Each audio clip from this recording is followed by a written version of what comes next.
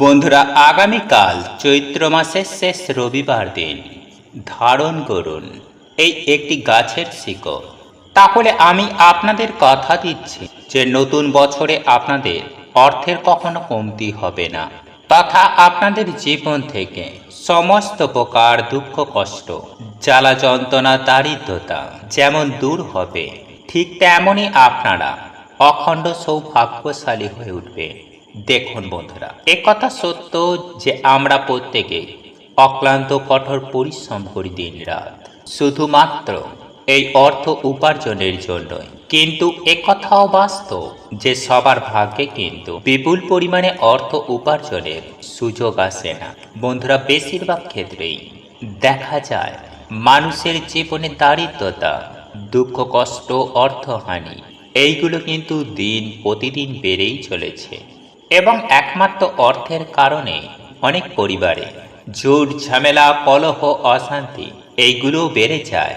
যখন পরিবারের ছোট ছোট চাহিদাগুলো মানুষ পূরণ করতে পারেন না, তখন কিন্তু সংসারে মাতা পিতার সঙ্গে সন্তানের ছোটখাটো সমস্যা বেড়েই যায়। যাই হোক বন্ধুরা, আজ আমি আমার এই ভিডিওটির মাধ্যমে আপনাদেরকে এমন একটি অলৌকিক শিকড়ের কথা জানিয়ে দেব, সেটি যদি আপনারা নিয়ম বিধি মেনে আগামীকাল চৈত্র মাসের শেষ রবিবার দিন এটিকে ধারণ করতে পারেন, তাহলে অর্থভাগ্যে আপনাদের বিপুল পরিবর্তন আসবে। বিশেষ করে যারা লটারি কাটেন, যারা ফাটকা অর্থ লাভ করতে চান, তাদের জীবনে কিন্তু একটা ভালো সুযোগ আসবে যদি এই শিকড় আগামীকাল চৈত্র মাসে শেষ রবিবার দিন নিজের সাথে রাখতে পারেন।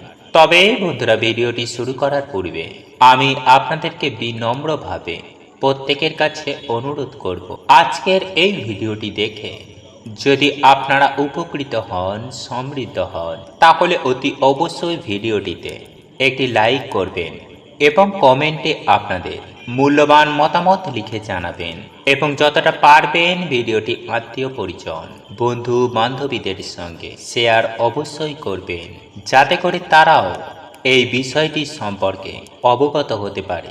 পরিশেষে এই রকমই বাস্তুশাস্ত্র, তন্ত্রশাস্ত্র ও ধার্মিক সংক্রান্ত বিভিন্ন ভিডিও পেতে আমার এই ধার্মিক ইউটিউব চ্যানেলটি সাবস্ক্রাইব করে পাশে থাকা নোটিফিকেশন বেল আইকনটি অন করে রাখবেন।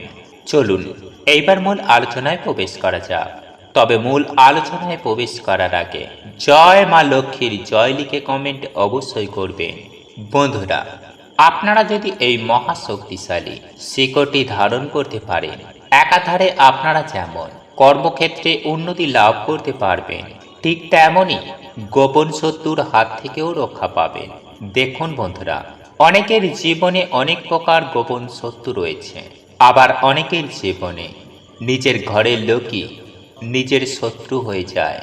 এছাড়াও ব্যবসার জায়গায়, কর্মক্ষেত্রের জায়গায় এই রকম কিন্তু শত্রু দেখা যায়।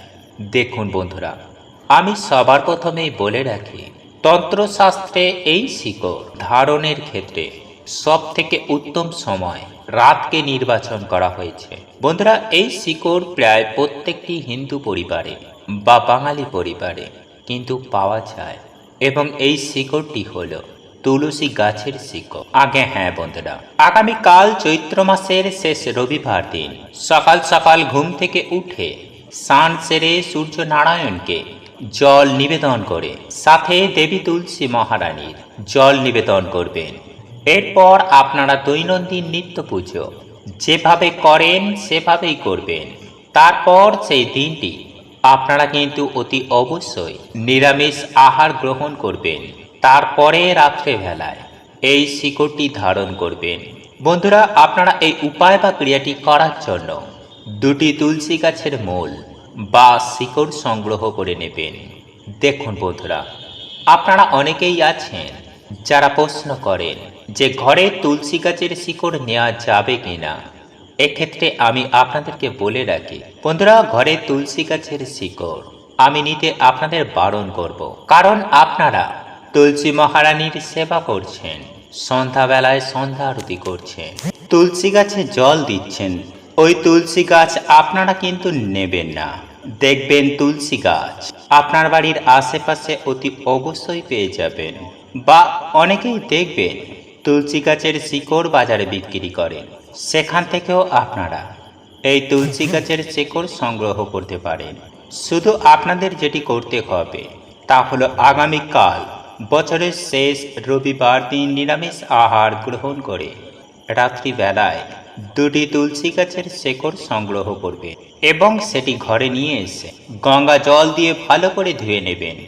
এরপর ধরুন অনেকের পরিবারে বিষ্ণু মন্দির রয়েছে বা নারায়ণের মূর্তি রয়েছে বা হয়তো নারায়ণের কোনো ছবি রয়েছে কিংবা পরমেশ্বর ভগবান শ্রীকৃষ্ণের ছবি রয়েছে। সেই শ্রীকৃষ্ণ হোক বা প্রভু বিষ্ণু হোক, যেই রকমই আপনাদের ঘরে মূর্তি বা ছবি থাকুক না কেন, ওনার চরণে স্পর্শ করিয়ে শিকড়টি কিছুক্ষণ চরণতলে রেখে দেবেন এবং জোর হাত করে নিজের সমস্ত মনস্কামনা, মনোবাসনা এইগুলো কিন্তু পরমেশ্বর ভগবান শ্রীকৃষ্ণকে উদ্দেশ্য করে বা প্রভু নারায়ণের উদ্দেশ্য করে জানাবেন।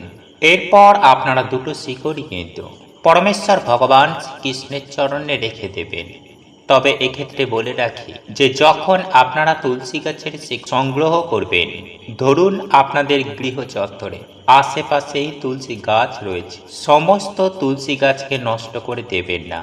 বন্ধুরা, আপনারা মাতা তুলসী মহারানীর কাছে ক্ষমা চেয়ে আপনার প্রার্থনা জানিয়ে একেবারে অতি সামান্য তুলসী গাছের শেকড় নেবেন এবং সেটি তুলসী মাতাকে প্রণাম করে তুলসী মাকে নিজের মনস্কামনা অতি অবশ্যই জানাবেন। তারপরে অল্প করে মাটি খুঁড়ে নেবেন। তারপর তুলসী গাছের শিকড়টি সামান্য করে সংগ্রহ করবেন এবং সেটি নিয়ে এসে গঙ্গা জল দিয়ে ধুয়ে পরমেশ্বর ভগবান শ্রীকৃষ্ণ বা প্রভু নারায়ণের চরণে আপনারা রেখে দেবেন। এরপর আপনাদের মনস্কামনা ব্যক্ত করা হয়ে গেলে তারপর ওই শিকড়টি নিয়ে নিজের কপালে একবার, বুকে একবার এবং আপনার দুটি চোখে দুবার ওই তুলসী গাছের শিকড় স্পর্শ করিয়ে নেবেন এবং তারপর মহিলারা পরবেন বাম হাতে এবং পুরুষরা পরবে ডান হাতে। তবে হ্যাঁ, এটি পরিধান করার জন্য আপনারা লাল ধাগা বা লাল সুতোর ব্যবহার করবেন।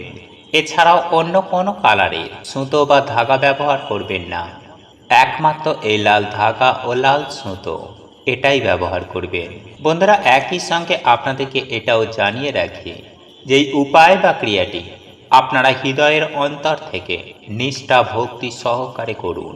দেখবেন নতুন বছরে আপনাদের কখনো অর্থের কমতি হবে না।